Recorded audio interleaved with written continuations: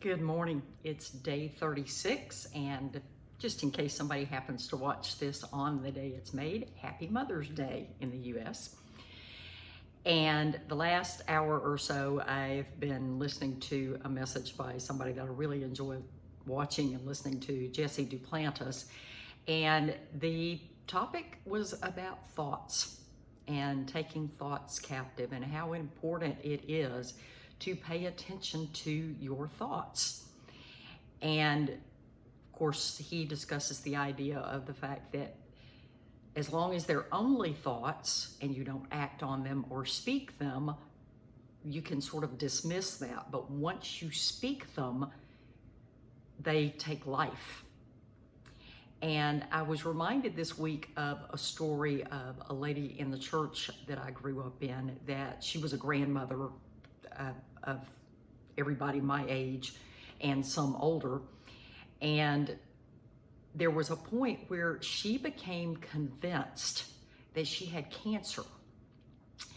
And her sons finally gave in and like, yes, we'll take you to the doctor. They didn't believe she had cancer, but she was convinced. And after all of the blood work and testing and everything, the doctors spoke with the sons and said, your mom believes she has cancer. And if she continues to believe it, she's going to die from it. And it was a very vivid reminder to me about my own thoughts. And I have a tendency at times to find myself just waking up feeling overwhelmed. And it's not necessarily because there's so many things to do, but it's this sense of trying to make sure that I'm doing the right things. And today I'm reminding myself, and want to remind any audience that's watching this, that you are in control of your thoughts. And what you do with them is under your control. So if you choose to think on the negative and what am I going to do here, and I need this and this and this and this, and you never think past the negative, you're just going to continue to get those things if that's what you're focused on. Whereas if you can learn to train your brain, your spirit, to think on what is good and lovely and of a good report and virtuous, when you can change the way you think, it will impact what you speak.